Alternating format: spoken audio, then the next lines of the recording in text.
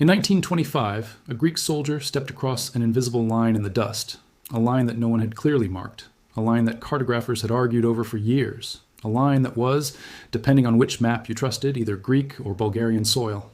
He was shot dead within seconds. What followed was not just a border skirmish. It was a chain reaction that nearly dragged two nations into full-scale war, pulled the League of Nations into its most dramatic early test, and revealed something terrifying about the modern world, that the deadliest conflicts in history are often not started by emperors or generals. They are started by a single moment of confusion, a single misread map, a single inch of unmarked ground. This is the story of the incident at Petrich. And if you think you've heard it before, you haven't, because the version most people know leaves out the part that should haunt us most. Before we go into the events of 1925, we need to understand one central truth that runs through everything you're about to hear. Borders are fictions. They are lines that human beings draw on paper, argue over in conference rooms, and then expect soldiers to die defending in the mud. And when those lines are unclear, when two countries look at the same patch of earth and see two different things, the result is not diplomatic embarrassment. The result is blood. The story you're about to hear is a story about what happens when maps lie, when colonial-era treaties leave ambiguous language, when national pride turns a bureaucratic mistake into a military emergency, and most importantly, when the world's first attempt at international peacekeeping, the League of Nations, is put to the ultimate test. Were they ready? Keep watching. Because the answer is not what you'd expect. To understand why a single dead soldier nearly started a war, you need to understand where this happened, the Balkans. The Balkans are one of the most complex human puzzles on the planet.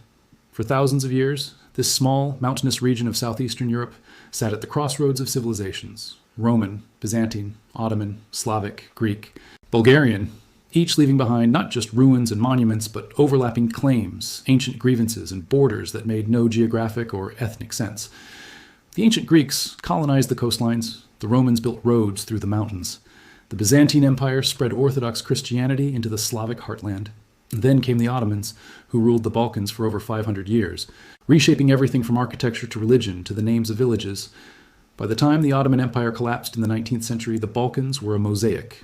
Greeks, Bulgarians, Serbs, Macedonians, Albanians, Turks, all living side by side, all with competing ideas of where their nation began and ended. The very concept of where does Greece end and Bulgaria begin had never truly been settled. Greece declared independence from the Ottoman Empire in 1821. Bulgaria followed in 1878.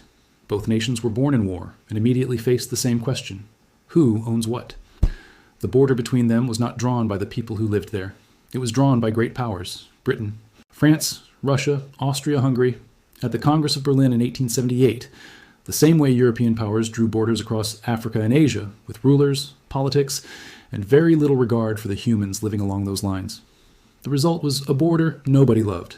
Greek communities found themselves on the Bulgarian side. Bulgarian villages ended up inside Greek territory. Macedonia, ethnically mixed and mountainous, became the most contested land in the Balkans, claimed by everyone, belonging to no one. For 40 years, Greece and Bulgaria fought each other, allied with each other, and fought each other again. The First Balkan War of 1912, the Second Balkan War of 1913, World War I on opposite sides. By 1919, both had signed the Treaty of Neuilly, the kind of peace that leaves both sides unhappy. And in the mountains between them, there were still villages where people weren't quite sure which country they were in. Here's where our story takes a crucial turn. After the catastrophe of World War I, the war that killed 20 million people and shattered 4 empires, the world tried something radical. The League of Nations was founded in 1920 with a revolutionary idea. Instead of resolving disputes with armies, nations would use diplomacy. Instead of war, arbitration. Instead of blood, negotiation. 58 nations joined. They agreed that if any member state went to war against another, the League would intervene, economically, diplomatically, and if necessary, militarily. Both Greece and Bulgaria had signed. Both had agreed to the rules. The system had never been truly tested. In October 1925, the test arrived, not with a declaration of war or a military ultimatum, but with a single Greek soldier crossing disputed soil, getting shot by Bulgarian sentries and setting off a chain reaction the world was completely unprepared for. October 19th, 1925, the border region near the Bulgarian town of Petrich. A Greek soldier, accounts differ on exactly what he was doing, whether he was chasing a dog, pursuing a suspected smuggler, or simply walking a routine patrol, crossed over onto what Bulgarian guards identified as Bulgarian territory. He was shot, dead. His commanding Greek officer then approached, possibly under a white flag, possibly trying to recover the body or negotiate. He too was shot. 2 Greek soldiers dead on Bulgarian soil, or possibly on a stretch of ground that Greeks believed was their soil. This was the heart of the problem. The border here was genuinely disputed. The 1919 treaty had left the exact demarcation of this particular stretch vague, and different maps, produced by Greek and Bulgarian authorities, showed the border in different locations. What happened next is where the incident transforms from a tragic border accident into a geopolitical crisis. The Greek government, led by General Theodoros Pangalos, a man with the diplomatic subtlety of a battering ram, did not wait for an investigation, did not request a League of Nations inquiry, did not send a diplomatic note. He sent the army. Within 48 hours of the shooting, Greek forces crossed the border in strength and occupied the Bulgarian town of Petrich. The Greek government issued an ultimatum demanding 2 million francs in reparations and a formal Bulgarian apology, to be delivered within 48 hours. Bulgaria, vastly outgunned, did what any smaller nation does when a larger neighbor invades. It appealed to the international community. It sent an urgent cable to the League of Nations in Geneva. This is the part that most history books gloss over, but it's the part that should keep you awake at night. When Bulgaria's appeal reached Geneva, the League of Nations was not sure it could do anything. The League had, up to this point, handled some minor disputes, but they didn't get into anything, but nothing like this. An active military occupation, an ultimatum, troops on the ground. Many in the League privately doubted that they had the authority or the power to make Greece withdraw. Greece was not a small nation. Its military had just come out of a disastrous war with Turkey in 1922, and its army, though battered, was battle-hardened and large. If the League failed here, if they issued a demand and Greece ignored it, the entire experiment in international law would collapse before it had truly begun. Every future aggressor would know that the League was a paper tiger. The League's council convened an emergency session. They sent messages to both governments. They demanded an immediate ceasefire. They demanded Greek withdrawal. General Pangalos ignored the first messages entirely. Meanwhile, on the ground near Petrich, Greek troops were advancing further into Bulgarian territory. There were reports of villages being looted. Bulgarian civilians were fleeing. A full-scale invasion was underway. Europe held its breath. Was this how another Balkan war started? Was the League of Nations already dead? But here's where the story turns. The League of Nations, faced with the greatest test of its young existence, did something unexpected. It didn't just send more diplomatic notes. It sent a deadline. The Council issued an ultimatum to Greece, not the other way around. Greece had 24 hours to begin withdrawing its forces or face collective economic sanctions from all League member states. Every League nation would cut off trade with Greece. No banks, no imports, no exports, no international commerce of any kind. For Greece, this was catastrophic to contemplate. The Greek economy in 1925 was fragile, heavily dependent on international trade, and already stressed by the massive refugee influx from the 1922 war with Turkey. A trade embargo would be devastating.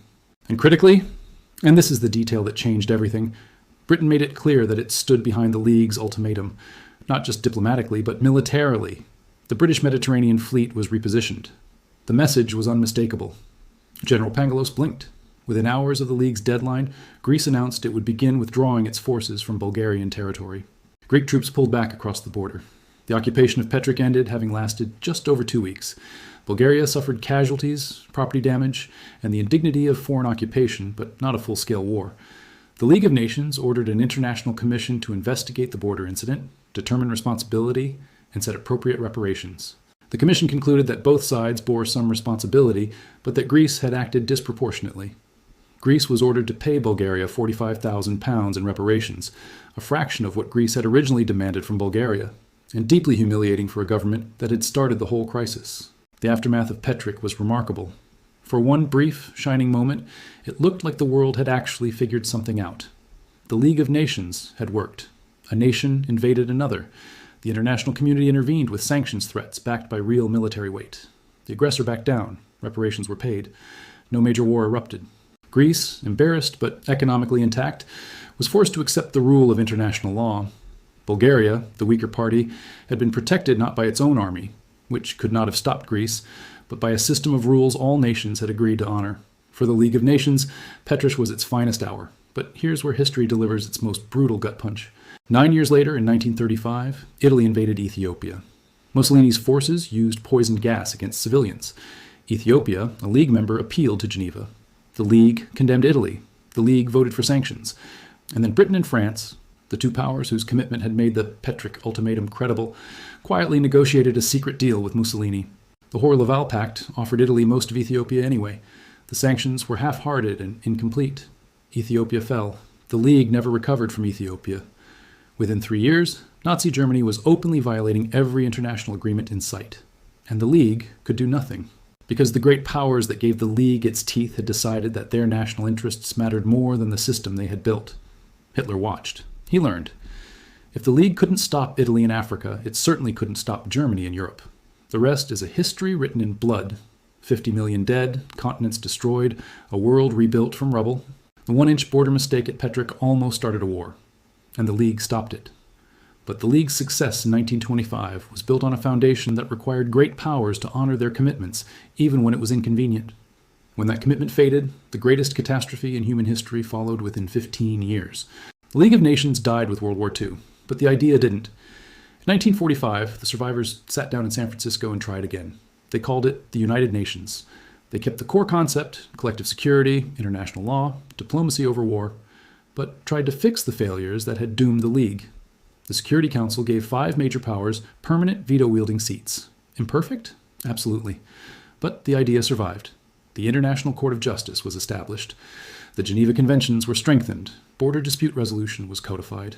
Piece by piece, the world built a system meant to prevent the chain reaction that Petrick had demonstrated was possible. The lesson, however imperfectly learned and however often ignored, is still there. Borders matter, law matters, and the moment nations stop taking those lines seriously, even lines that seem impossibly small, is the moment history's worst chapters begin. There's a dimension to Petrick that almost never gets discussed, what it did to the domestic politics of both countries. In Greece, the humiliation of being ordered to pay reparations contributed to political instability already tearing the country apart.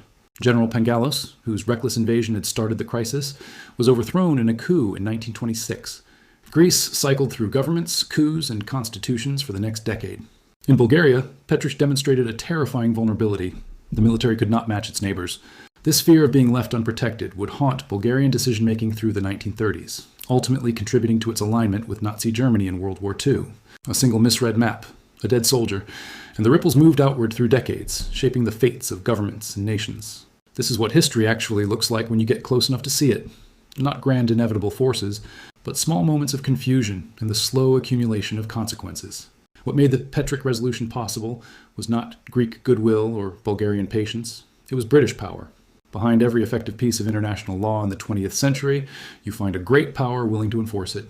The League's ultimatum to Greece worked because Britain made clear it was backed by force. Remove British commitment, and Greece would have ignored Geneva's cables entirely.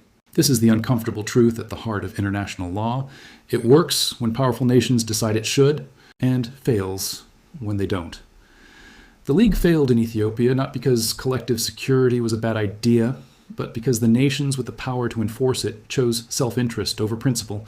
The Petrick incident sits at the exact center of this tension, a moment when the system worked, surrounded on all sides by decades when it didn't. Here's why Petrick matters today. Right now, there are dozens of border disputes active around the world. Kashmir between India and Pakistan, the South China Sea, claimed by China, Vietnam, the Philippines, and others, the Donbas region of Ukraine, the Korean DMZ. Many involve nuclear-armed nations. The consequences of miscalculation, a soldier crossing an invisible line, a patrol boat entering disputed waters, are incomparably higher than in 1925. The fundamental dynamic, however, is identical. Disputed lines, national pride, military on high alert, international bodies with limited authority, great powers with interests that don't always align with stability. What happens when the next mistake occurs on one of those borders? When two nuclear states look at the same piece of ground and see two different things? Who resolves it? How fast? And is today's international system capable of stopping the chain reaction before it reaches the point of no return? The Petrick incident of 1925 has been largely forgotten. No great battles were fought, no capitals fell. The crisis lasted about 2 weeks, but it deserves to be remembered precisely because of its scale. It was small enough that the international system could actually handle it, and how it was handled reveals what good crisis management looks like. First, speed matters. The League's response was urgent with a hard deadline. Ambiguity was not allowed to become an excuse for delay. Second, credibility matters. The sanctions threat worked because Britain stood behind it. An ultimatum no one believes will be enforced is not an ultimatum. It's a request. Third, both sides need an exit. Greece was given a face-saving path to compliance. Both nations remained in the League. The reparations were significant, but not ruinous. And fourth, most importantly, small disputes don't stay small. The original disagreement at Petric was genuinely minor. A few acres of disputed territory, an ambiguous map, a patrol in the wrong place. It nearly became a war, not because either government wanted one, but because once the chain of events started, it was almost impossible to stop without external intervention. That pattern, small incident, rapid escalation, external intervention required, describes nearly every major conflict of the past century. Sarajevo in 1914, the Rhineland in 1936, Kuwait in 1990, Ukraine in 2014 and 2022. The Balkans, of course, did not find peace after 1925. In World War II, Bulgaria allied with Germany. Greece was occupied by Axis forces. The Greek famine of 1941 to 1944 killed between 100,000 and 300,000 people, caused directly by the Nazi occupation's systematic extraction of food. After the war, Yugoslavia's communist government held the region's ethnic tensions in check through authoritarian control. When Yugoslavia collapsed in the early 1990s, those tensions exploded into the worst European violence since World War II, the Bosnian War, the siege of Sarajevo, Srebrenica, Kosovo. These were not random eruptions. They were the final catastrophic expression of the same border disputes and identity conflicts that had been building since the 19th century. The same questions that produced Petrus, who does this land belong to, where does one nation end and another begin, answered this time not by a league ultimatum, but by mass graves. NATO eventually intervened in Kosovo in 1999. It worked, barely, imperfectly, controversially, but it worked in the same way Petric worked. External force with real military credibility stopped a chain reaction that local parties could not stop themselves. Today, Greece and Bulgaria are both NATO and EU members. Their citizens travel freely across a border that once nearly triggered a war. The town of Petric is a pleasant Bulgarian market town that produces grapes and hosts tourist events. It does not look like the site of a geopolitical crisis. But the lessons of Petric have not been fully internalized, not by anyone. Border disputes continue to simmer. China has constructed artificial islands in waters claimed by multiple nations. Indian and Pakistani troops face each other across the line of control, one of the most heavily militarized borders on Earth, with both sides possessing nuclear weapons. In Ukraine, a border dispute that began in 2014 escalated into Europe's largest land war since 1945. In each case, the same dynamic is visible. Disputed territory, national pride, military forces in close proximity, international institutions with paper authority and enforcement capacity that depends entirely on great powers honoring their commitments. The world has not solved the problem that Petric revealed. The difference between a border incident and a war is often not strategy or intention. It's luck. It's timing. We started with a soldier stepping across a line in the dust. He didn't intend to start a war. He probably didn't even know exactly where the border was. He was doing what border soldiers do, walking, watching, following orders written by someone in an office far away, based on maps that might or might not be accurate. In that single moment of uncertainty, in the gap between what the Greek map said and what the Bulgarian map said, a crisis was born that nearly ended in war. It ended instead in international intervention, public humiliation, and a precedent that would both inspire and haunt international law for the next century. The Petric incident tells us something essential. Borders are not just physical realities, they are agreements, shared fictions that we maintain together, because fighting over every contested patch of ground is worse. When those agreements break down, even briefly, even in a small place, the consequences cascade far beyond anything anyone intended. The League of Nations held the line at Petric. For one moment in 1925, the idea that international law could prevent war was proven correct. But the system only works when the people inside it choose to make it work. When Britain committed its fleet, when Greece decided economic isolation was too high a price, when Bulgaria chose diplomacy over retaliation. At every step, the outcome was a choice, not a guarantee. Somewhere right now in a disputed border zone on a mountainside or a contested strait, another soldier is walking a patrol, another line is poorly marked, another map is slightly wrong. The question is not whether the next Petric will happen. It will. The question is whether we'll be ready, and whether we'll choose to stop it in time. The story is not over.